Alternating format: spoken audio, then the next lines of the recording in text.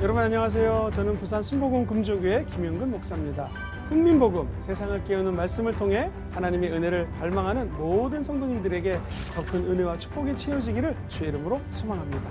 오늘도 하나님의 사랑하는 귀한 아들, 딸 세 분이 패널로 참석해 주셨습니다. 반갑습니다. 안녕하세요. 반갑습니다. 네, 감사합니다.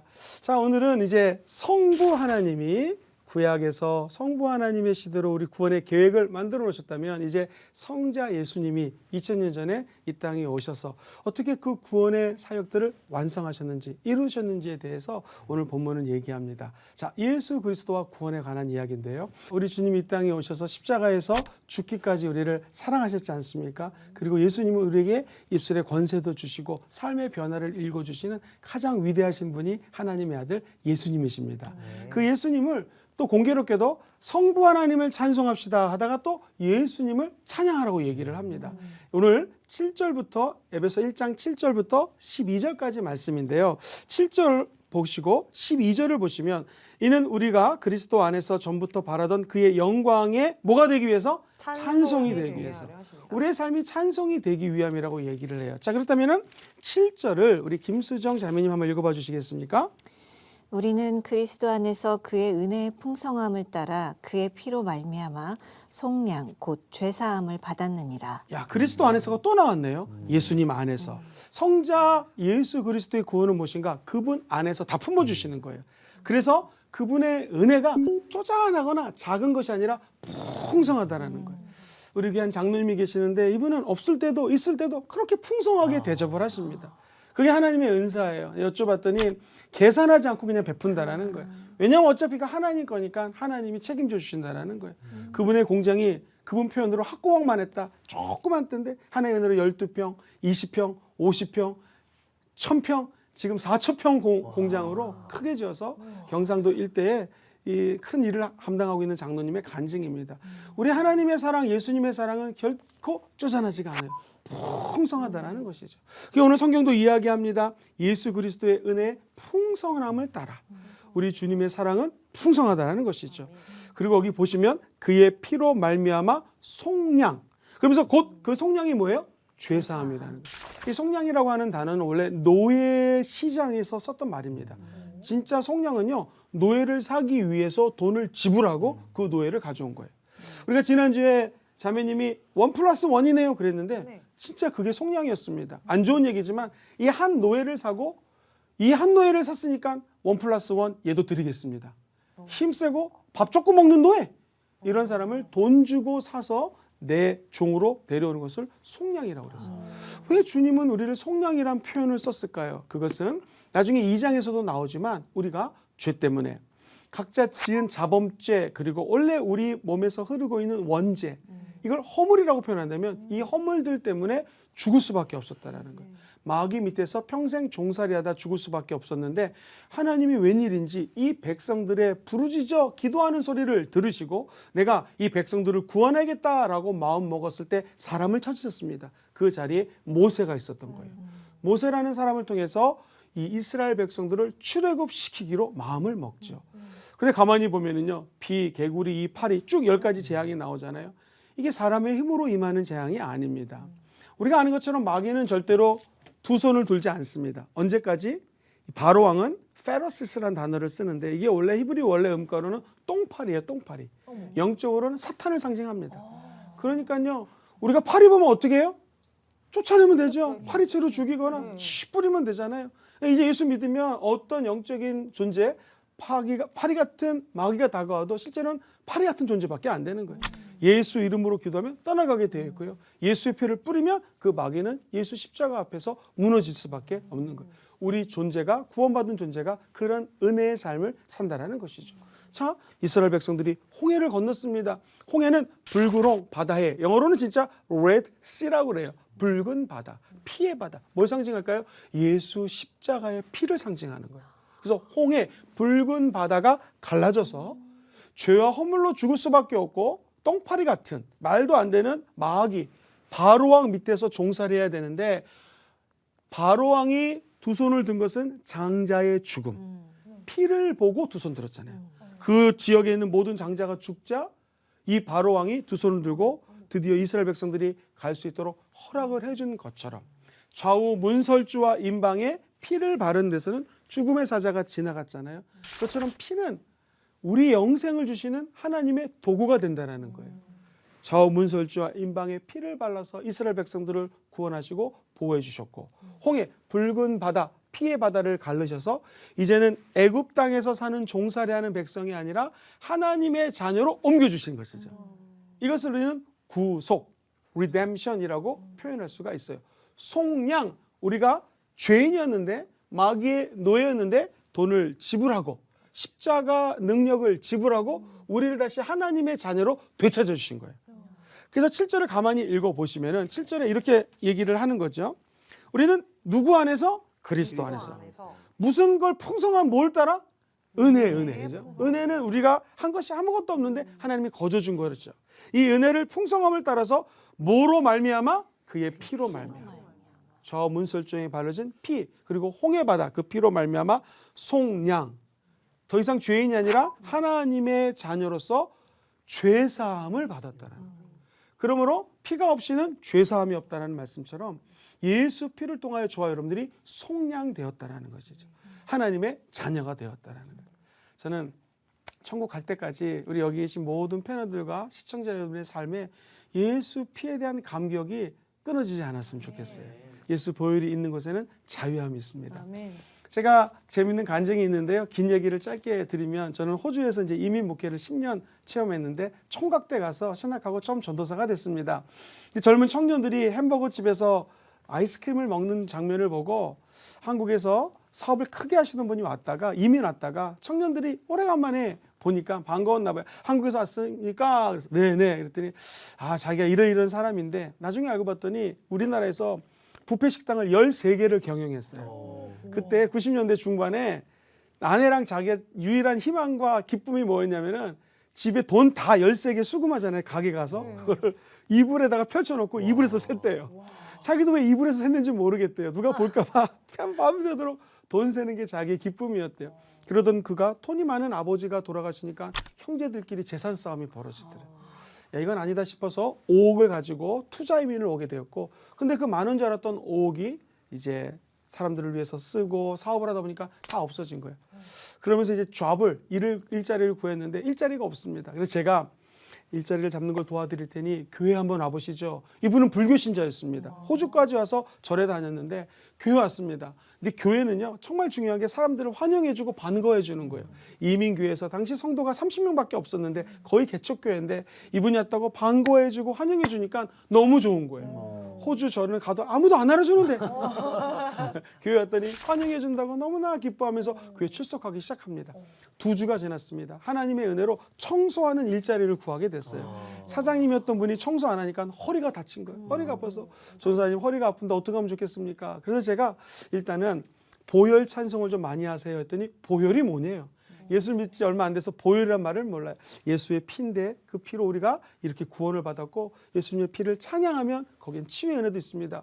그래서 보혈 찬양을 가르쳐줄 시간도 없고 10분만 있으면 일하러 나가야 되니 어떻게 하면 좋겠습니까? 했더니 제가 그때 청년 막 전도사가 된 초짜 전도사예요. 아무 유행가라도 좋으니 유행가에다가 예수 보혈, 예수 피 가사를 바꿔서 부르십시오. 이렇게밖에 대답을 못했습니다. 이분이 일자리를 갔는데 진짜로 그분이 제일 좋아했던 최고로 좋아하는 유행가가 김수무 씨의 불렀던 노래인데요.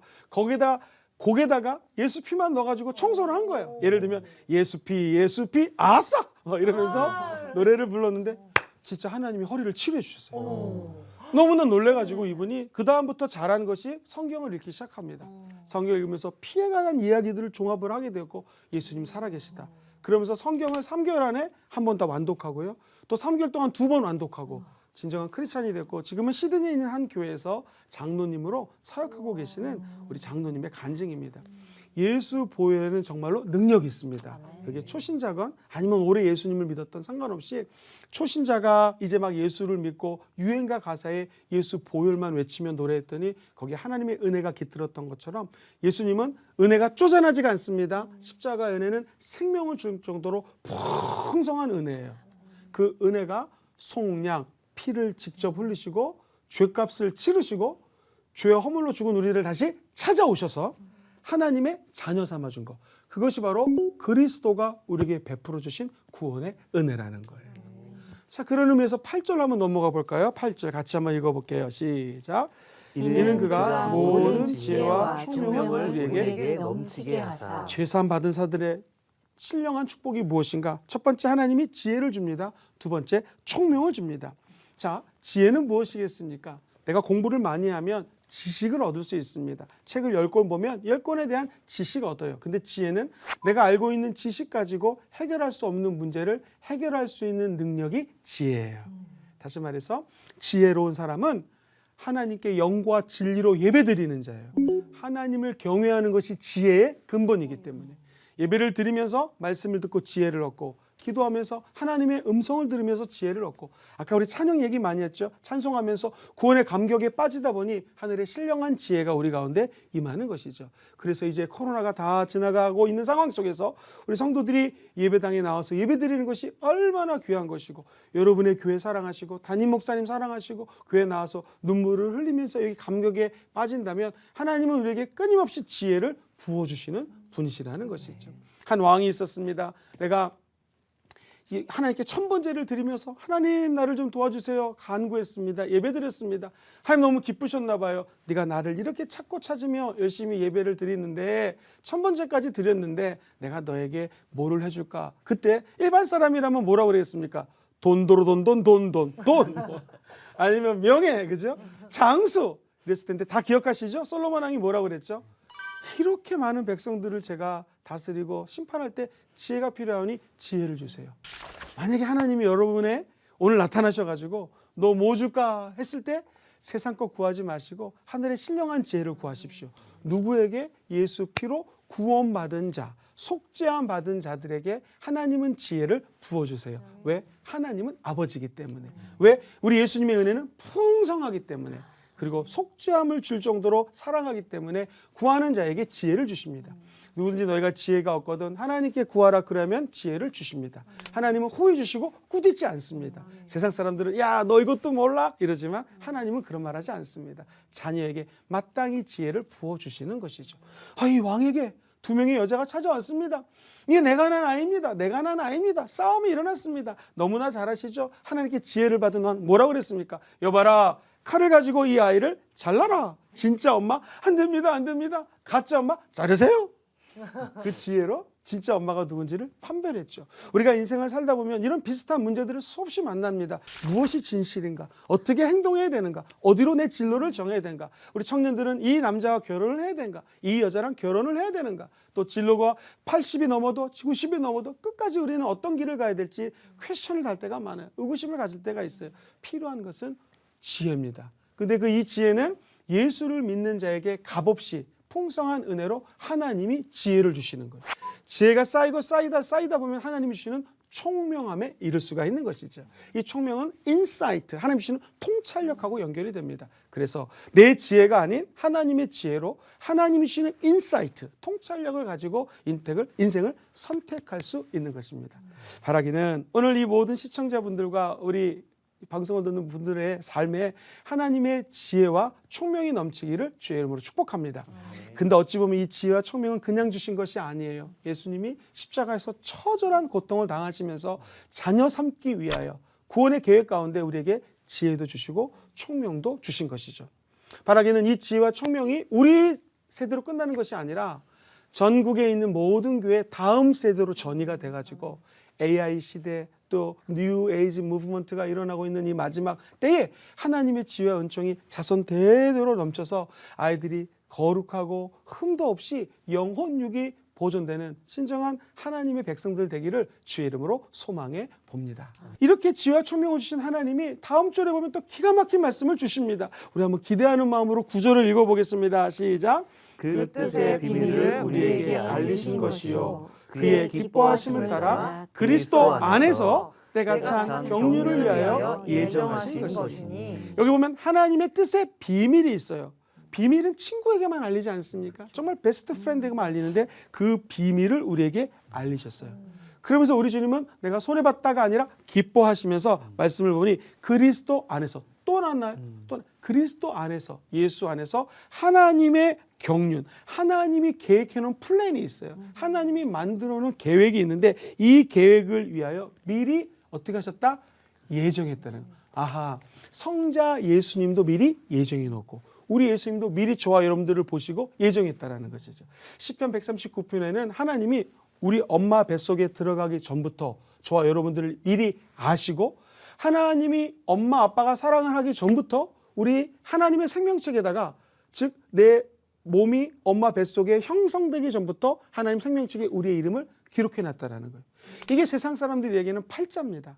세상 사람들에게는 운명입니다. 우리 예수 믿는 사람들은 하나님이 예정해놓고 우리 예수님이 저와 여러분들을 미리 하나님의 계획 안에서 경륜이라는 것은 계획이거든요.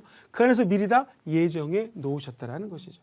그럼 우리는 어떻게 살면 됩니까? 하나님의 생각이 저 바닷가에 모래알보다 많도소이다 라고 고백했던 시편 기자처럼 하나님의 생각이 많고 하나님의 생각이 높고 위대하고 하나님의 생각이 내 생각보다 귀하다는 것을 믿고 하나님의 아들 예수님의 생각을 따라가는 것이 구원받은 자들의 여정입니다. 그래서 성경은 이야기합니다. 내가 너에게 비밀을 얘기한 것은 기뻐하는 이유는 이 비밀의 길을 따라가기를 원한다. 제가 그 비밀의 길을 다 알 수는 없지만 한 가지 확실한 것은요. 이 비밀의 길은 넓은 길이 아니라 좁은 길입니다. 예수 믿는 사람들은 넓은 길이 아니라 무슨 길? 좁은 길이라고 하죠. 이 좁은 길을 가게 되면은 손해보는 것 같지만 그 결과는 무엇인가? 천국에 이르는 길이 펼쳐진다라는 거예요. 우리가 잘 아는 존 버년이 쓴 철로 역경이라고 하는 책을 보면은요. 이런 내용이 나옵니다. 인생의 진리를 따라 순례자가 걸어갑니다. 껌껌합니다. 저기 목표만 바라보고 열심히 달려갑니다. 다음날 아침이 돼서 뒤로 샥 돌아봤더니 웬일입니까? 내가 갔던 그 인생의 여정 길에 수없이 많은 원수, 귀신, 이상한 짐승들이 나를 잡으려고 막 난리가 났었는데 나는 저 목표만 바라보고 달려왔더니 하나도 해를 받지 않고 목적지에 도달했다는 거예요. 우리 인생이 똑같습니다. 우는 사자처럼 마귀가 우리를 죽이고 도둑질하고 멸망시키려고 합니다. 그러나 예수님은 하나님의 비밀을 알려주셨고 풍성한 은혜를 베푸셨고 특별히 이 말씀처럼 친구가 되어주시기를 원하셔서 하나님의 계획을 친히 알려주십니다.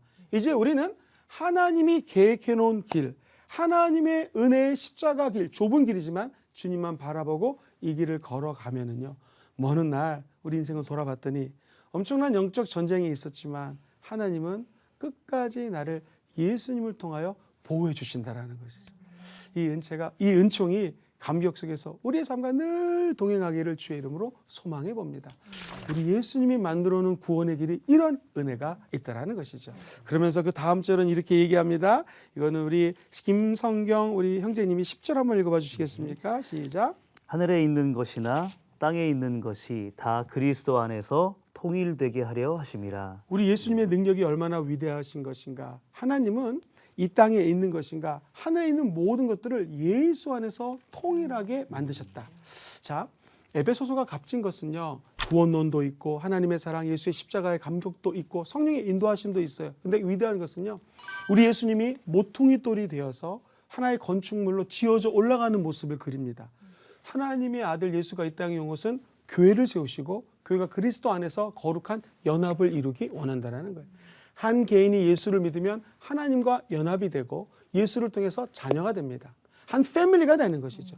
이제 내가 맺은 이 사랑과 은혜의 패밀리 계약 관계, 언약 관계를 다른 사람도 예수를 믿잖아요. 이 사람들이 연결이 되고 또 연결이 되고 연결된 공동체가 여러분이 섬기시는 그 교회입니다.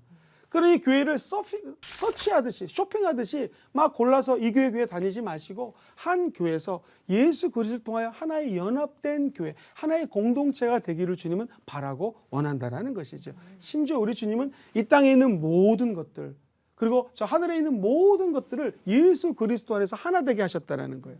성경에 보면은 정사와 권세와 이 어둠의 세상 주관자들과 하늘에 있는 악한 영들, 마귀가 이런 계급을 갖고 있다고 그랬어요. 눈에 보이지 않지만 영적인 존재들이 하늘의 우주 공간에 또는 눈에 보이는 이 가시적인 하늘 공간에 존재할 수 있다라는 거예요. 그러면 하나님이 다니엘에게 작정하고 기도한 첫날 응답을 갖고 내려왔는데 하늘 영적인 세계에서 전쟁이 있어서 며칠 만에 응답이 왔다?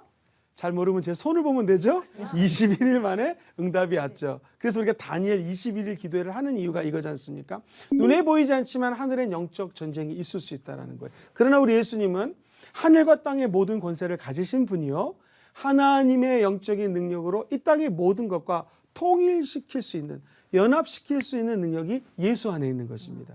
그렇다면 나라고 하는 존재가 예수와 연합될 수 있고, 연합된 내가 옆에 있는 남편, 아내, 자녀, 우리 가족이 연합될 수가 있고, 예수 구원의 은총은 무엇인가? 여러분이 섬기시는 교회, 담임 목사님을 중심으로 하나로 연합이 될 수 있는 것, 하나님이 기뻐한다는 것이죠. 나아가 우리 주님은 물이 바다 덮음같이 온 열방이 그리스도 십자가 안에서 연합되기를 기대하시고 하나 되기를 바라신다는 것입니다. 그러므로 구원은 개인의 구원도 구원이요, 한 교회의 공동체적인 구원도 구원이요, 나아가 온 열방에 있는 믿지 않는 영혼들이 예수 믿고 구원받기를 주님은 학수고대하고 계신다는 거예요. 누굴 통하여? 이미 예수를 믿은 저와 여러분들을 통하여 모든 영혼이 구원받기를 원하신다는 것이죠. 예수님의 구원은 우리가 생각하는 것처럼 내 개인이 예수 믿고 구원받아 천국 간다라는 개념을 넘어서 풍성한 은혜를 따라 좁은 길을 가는 성도들을 통하여 온 열방이 하나님 앞에 나와 무릎을 꿇고 하나님과 연합되고 통일되기를 원한다라는 것입니다. 그리스도 안에서 통일되게 하시는 하나님의 은혜 바라기는 한 걸음 더 나가서 남과 북이 예수 십자가 복음 안에서 통일되기를 주의 이름으로 꿈꿔봅니다. 아멘. 그래서 우리가 먼 날 이 훈민 복음을 우리 평양에서 촬영하는 날이었으면 좋겠고, 바라기는 하나님 뜻이라면은 금강산에서 이걸 녹화해가지고 북한 친구들과도 함께 나누는 은총이 있기를 소망합니다.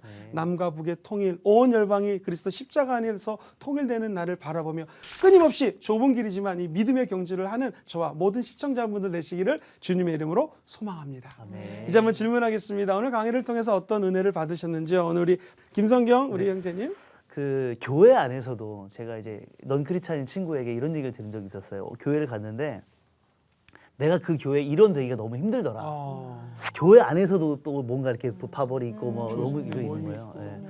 그래서 이게 참 아이러니한 모습인데, 그래서 하나님께서 원하시는 모습이 결국에는 우리가 그 먼저 알았던 그 복된 그 소식을 많은 사람들에게 전하시기를 원하시는데 어떤 방법적인 차원에서 우리가 그것을 전할 것인가. 저는 이제 찬양 사역자이기 때문에 또 찬양으로서, 그리고 또 찬양뿐만이 아닌 또 삶으로서 많은 이들에게 하나님의 자녀된 모습을 좀 본보이는 삶을 살아야겠다라는 그 다짐을 해봅니다. 아멘. 너무나 좋은 다짐입니다. 하나님 지혜를 받아서 공동체, 하나님의 공동체가 하나 되고 연합되어야 되는데 그것을 사역을 통하여 또 하나님의 사랑을 통하여 통일되고 연합되는 것으로 쓰임받기를 원한다고 하셨는데요. 그렇게 되기를 저는 확신합니다. 자, 우리 김수정 자매님 어떠셨어요? 저 또한 저희 딸아이가 잘 때 맨날 무서워해요. 좀 잠이 들면 막 무서워. 그래서 그럴 때 제가 기도를 해주거든요. 예수의 보혈로 악한 것 좀 떠나갈지어다 이렇게 막 기도를 해줘요.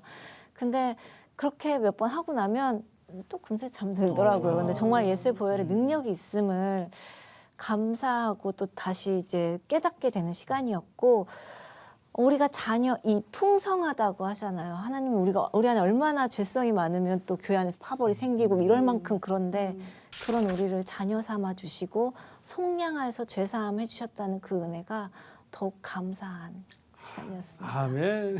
오늘 귀한 은혜를 나눴는데요. 일주일 동안 삶의 현장에서 승리하시고 다음 주에 뵐 때 죄를 이기신 예수와 함께 다시 만나서 기쁨으로 말씀 나누기를 소망합니다. 수고하셨습니다. 감사합니다.